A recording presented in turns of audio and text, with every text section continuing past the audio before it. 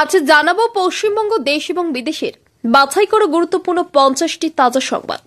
আপনি যদি চ্যানেলে নতুন হয়ে থাকেন তাহলে অবশ্যই চ্যানেলটি সাবস্ক্রাইব করুন, কারণ প্রতিদিনের সেরা খবর আপনার হাতের মুঠোয় পৌঁছে দিতে আমরা আছি সদা প্রস্তুত। খবরের প্রথমেই দেখে নেব সংবাদ শিরোনাম। তারকেশ্বরে 4 বছরের শিশুকে ঘুমন্ত অবস্থায় তুলে নিয়ে গিয়ে ধর্ষণ, পুলিশের বিরুদ্ধে ধামাচাপা দেওয়ার চেষ্টায় অভিযোগ তুলে মমতা ব্যানার্জিকে তুলোধনা করলেন শুভেন্দু অধিকারী। দমদমে বাঙালি নাবালিকার গণধর্ষকদের ফাঁসির দাবিতে বাংলা পক্ষর বিরাট মিছিল। মুসলিম ভোট হারানোর ভয়ে এসআইআর নিয়ে রাজনীতি করছে তৃণমূল, বিস্ফোরক শুভেন্দু। এনুমারেশন ফর্ম নিয়ে ঘুরছেন বাড়ি বাড়ি, অথচ সেই পরিবারের নাম নেই তালিকায়।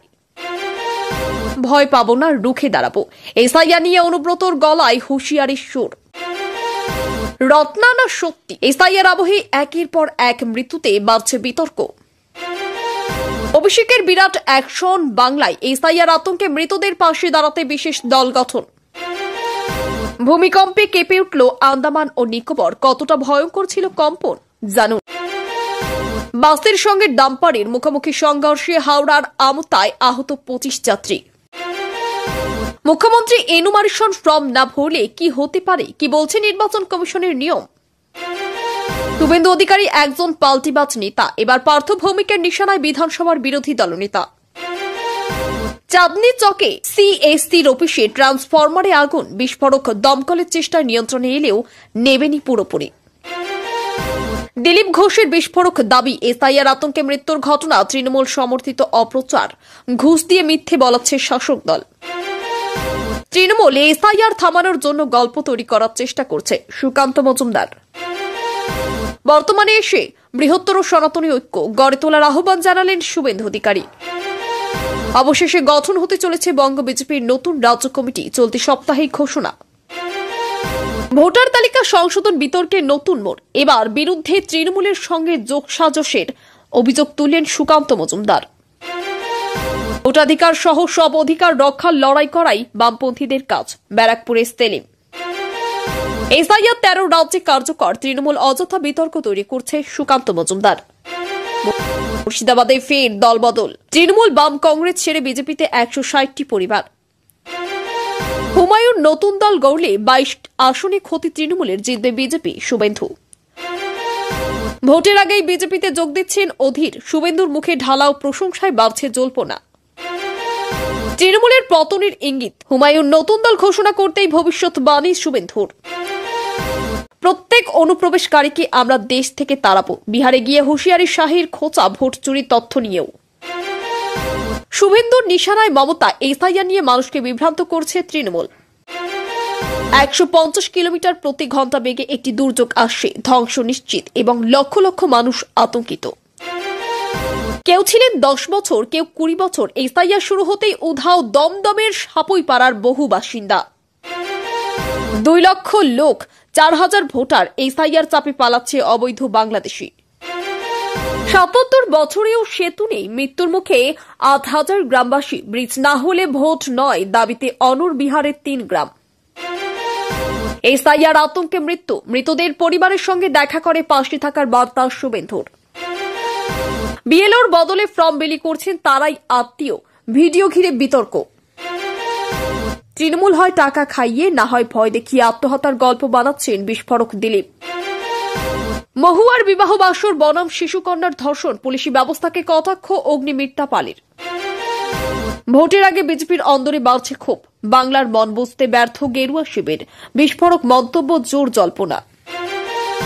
শুভেন্দু অধিকারীর নেতৃত্বে বর্তমানে বিজেপির মেগা জনসভা, তৃণমূলের বিরুদ্ধে পরিবর্তন যাত্রায় বিরোধী দলনেতা। তৃণমূলে আসা উচিত অভিজিৎ গঙ্গোপাধ্যায়ের, বিমান বন্দ্যোপাধ্যায়ের। হিন্দুদের বাঁচাতে অস্ত্র কিনুন, বিতর্কিত মন্তব্য অর্জুনের, গ্রেপ্তারের দাবি তৃণমূলের। 112 নম্বর বুথের 291 জন ভোটারের নাম কমিশনের পোর্টাল থেকে উধাও। নাম নেই বাবার, আছে ছেলের। বিএলওর মাথায় হাত, বাংলাদেশি হিন্দুরা চাইছেন নাগরিকত্ব। আরব সাগরে পাকিস্তানি বাহিনীর হাতে আটক 8 ভারতীয় জেলে, নতুন করে উত্তেজনা ভারত পাক সীমান্তে। সকাল 8টা থেকে 10টা পর্যন্ত টিকিট কাটতে পারবেন শুধু এরাই, রেলওয়ে বুকিংয়ে ফের বদল। রক্তক্ষয়ী সংঘর্ষ কন্টেইনার বাসের, আহত বহু যাত্রী। সুপার সাইক্লোনের মুখে 10 লক্ষ বাসিন্দাকে ছড়ালো ফিলিপিন্স। রবিতেও হু হু করে নামল সোনার দাম। হলুদ ধাতু কবে নামবে 1 লাখের নিচে, জানুন আপডেট। কমিটি পরিবর্তন না হলে নিজেরাই ঘোষণা করবে নতুন কমিটি, হুঁশিয়ারি বিক্ষুব্ধ তৃণমূল নেতাদের। ডিএসপি পদে রিচা বাংলার সোনার মেয়েকে বঙ্গভূষণ ও 34 লক্ষ টাকা উপহার দিলেন মমতা। মাননীয় আর শুধু নোবেলটা পাওয়া বাকি, মুখ্যমন্ত্রীকে চরম কটাক্ষ সুকান্তর। এক হাতে স্ত্রীর কাটা মুন্ডু, আরেক হাতে রক্তমাখা অস্ত্র, গোটা গ্রামে ঘুরছিল স্বামী। 1.5 বছর পরেই চরম পরিণতি।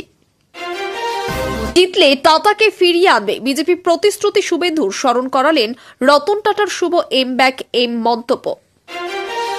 কাগজের উপর মিড ডে মিল, সরকারি স্কুলের ভিডিও ফাঁস হতেই দেশ জুড়ে তোলপাড়, চুক্তি বাতিল স্বনির্ভর গোষ্ঠীর।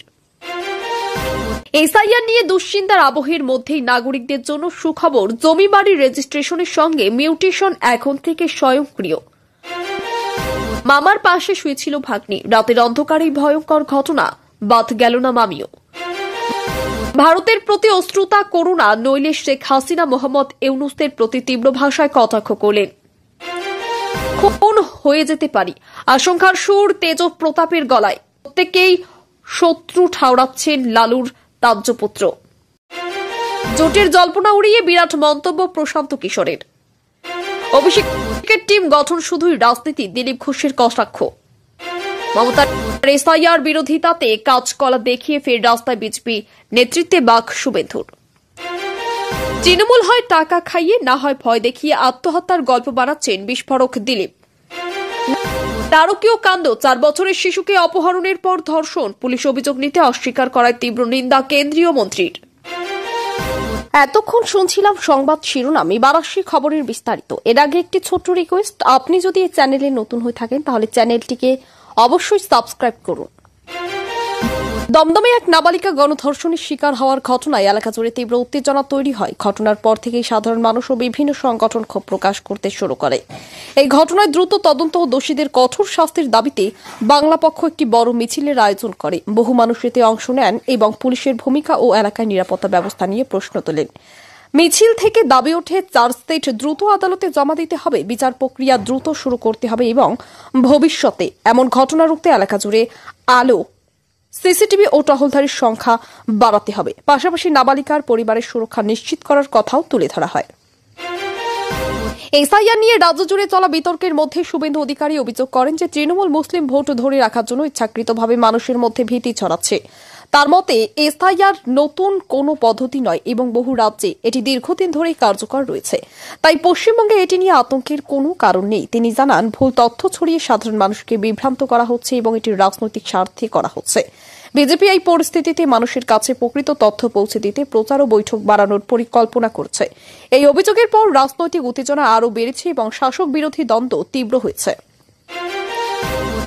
ভোটার তালিকা সংশোধনের কাজ করতে গিয়ে এক বিএলও সমস্যায় পড়েন যখন দেখা যায় তার নিজের পরিবারের নামই ভোটার তালিকায় নেই। বিএলওর বাড়ি বাড়ি তালিকা যাচাই করার সময় এই বিষয়টি সামনে আসে।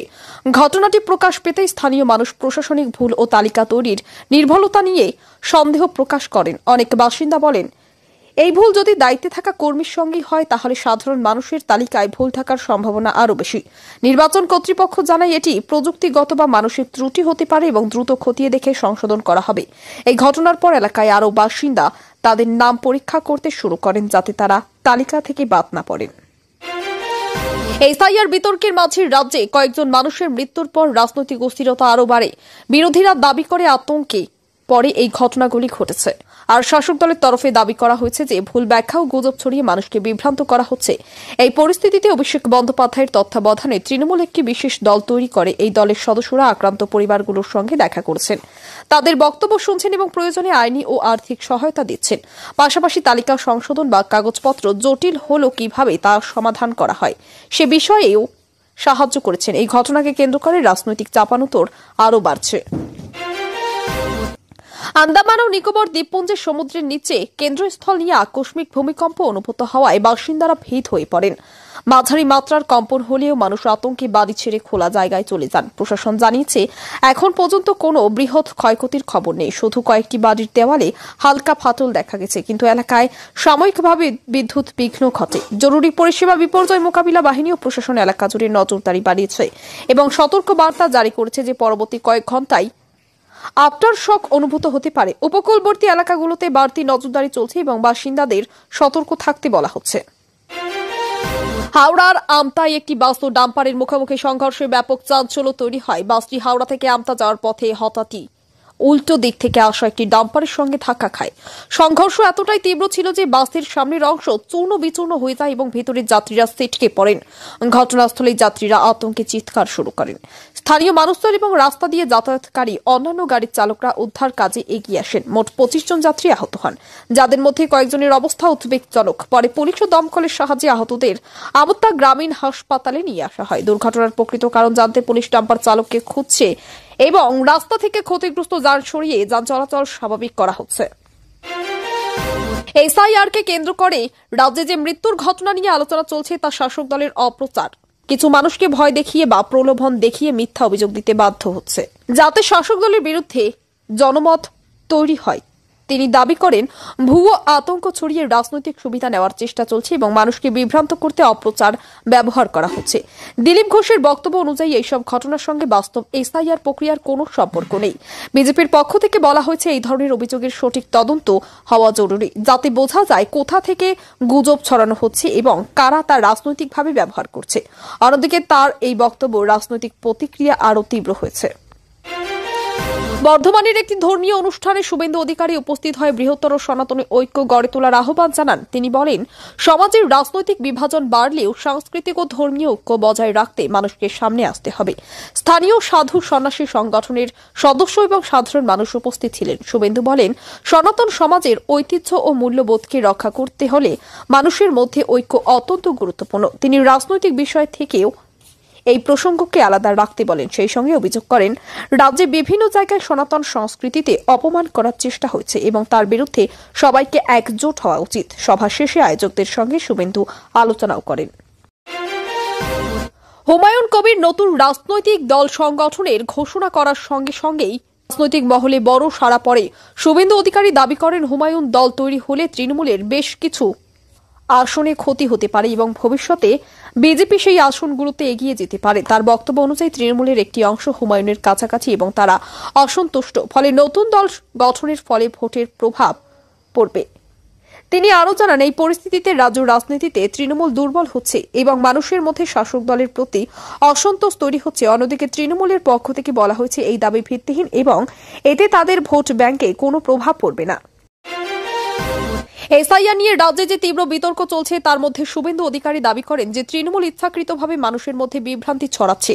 তার মতে এসআইআর এর সংক্রান্ত নিয়ম সাধারণ মানুষকে স্পষ্টভাবে না জানিয়ে ভয়ের পরিবেশ তৈরি করা হচ্ছে। তিনি বলেন, তৃণমূল বিভিন্ন জায়গায় সভা করে ভুল তথ্য দিচ্ছে, যাতে মানুষ আতঙ্কিত হয় এবং সরকারের বিরুদ্ধে ক্ষোভ তৈরি হয়। শুভেন্দুর বক্তব্য অনুযায়ী বিজেপি মানুষকে সঠিক তথ্য দেবে এবং প্রকৃত প্রক্রিয়া কিভাবে চলে তা ব্যাখ্যা করবে।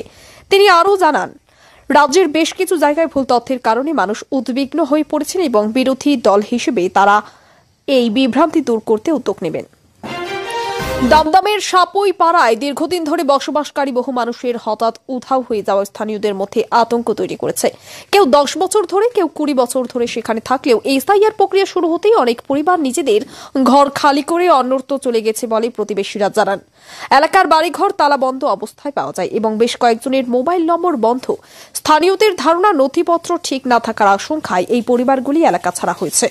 প্রতিবেশীরা মনে করেছেন ভুল তথ্য ও গুজব ছড়িয়ে আতঙ্কের পরিবেশ তৈরি হওয়াতেই তারা এলাকা ছেড়ে চলে যান। প্রশাসনের পক্ষ থেকে জানানো হয়েছে, বাসিন্দারা কেন এলাকা ছেড়েছেন তা খতিয়ে দেখা হবে এবং তাদের নথি যাচাইয়ের সুবিধাও দেওয়া হবে।